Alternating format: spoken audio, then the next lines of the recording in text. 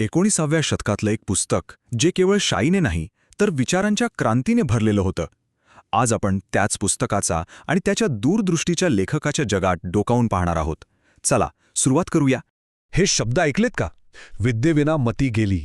हे केवळ शब्द नाहीत, नाही का? ही तर 19व्या शतकात पेटलेल्या सामाजिक क्रांतीची जणू मशालच होती. हे विचार आपल्याला अगदी स्पष्टपणे सांगतात की शिक्षणाशिवाय समाज कसा आतून पोखरला जातो.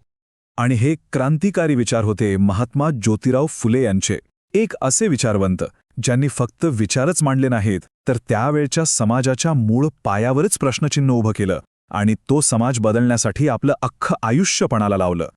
तर आज आपण त्यांच्या शेतकऱ्याचा आसूड या अत्यंत महत्त्वाच्या ग्रंथातून हेच समजून घेणार आहोत की त्यांनी समाजातील शोषणाची व्यवस्था कशी अगदी उघडीनागडी करून दाखवली.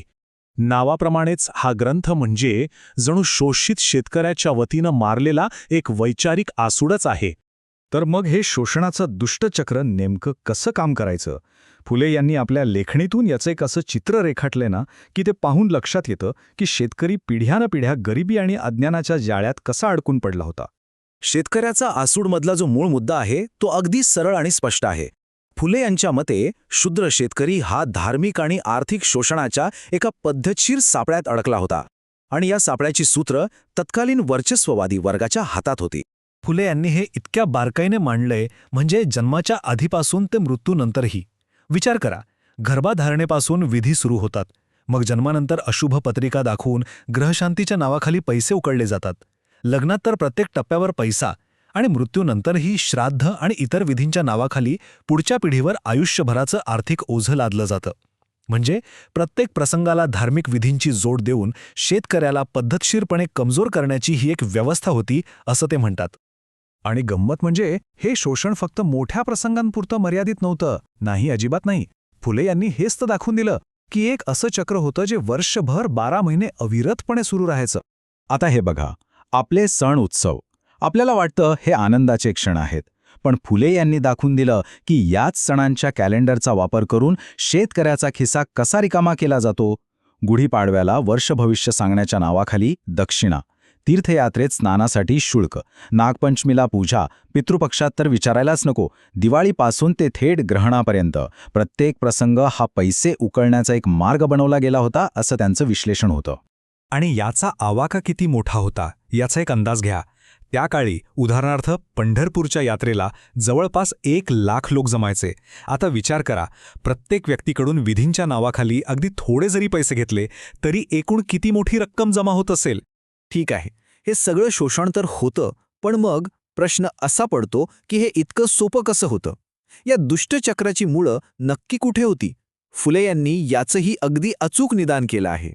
म्हणजे ही इतकी मोठी, इतकी सर्वव्यापी शोषणाची व्यवस्था ही टिकून कशी राहिली असेल याचं उत्तर आपल्याला फुले यांच्या विश्लेषणातच मिळतं. आणि उत्तर आहे शिक्षण, किंवा खरं तर शिक्षणाचा अभाव. फुले यांच्या मते हा सगळ्यात महत्त्वाचा मुद्दा होता. आयुष्यभर चालणारं हे शोषण शक्य झालं कारण त्याच्या मुळाशी होतं शूद्र आणि अतिशूद्र वर्गाला शिक्षणापासून जाणीवपूर्वक दूर ठेवणं. त्यांच्या मते हा काही योगायोग नव्हता, तर ही एक रणनीती होती. लोकांना अज्ञानी ठेवलं तरच त्यांचं शोषण करणं सोपं होतं. ही अज्ञानाची रणनीती कशी होती? फुले यांनी तेही स्पष्ट केलंय. ते म्हणतात की शूद्र मुलांना उच्च संस्कृत शाळांमध्ये प्रवेशच दिला जात नव्हता. मराठी शाळांमध्ये फक्त जेमतेम लिहायला वाचायला शिकवलं जायचं. ते शिक्षण इतकं जुजबी असायचं की त्याने हिशोब ठेवता येणार नाही किंवा सरकारी नोकरी मिळणार नाही. आणि या सगळ्याचा परिणाम काय? तर ज्ञान आणि सत्तेवर एका विशिष्ट वर्गाची मक्तेदारी कायम राहिली. बरं, आत्तापर्यंत आपण समस्या पाहिली, तिचं मूळ कारण पाहिलं. आता वळूया उपायाकडे. कारण फुले हे फक्त समस्या सांगणारे नव्हते, तर त्यावर उपाय करणारे कृतिशील विचारवंत होते. आणि फुले यांच्यासाठी उपाय अगदी स्पष्ट होता. जर अज्ञान हा रोग असेल तर त्यावरचा एकमेव इलाज म्हणजे शिक्षण, सर्वांसाठी शिक्षण.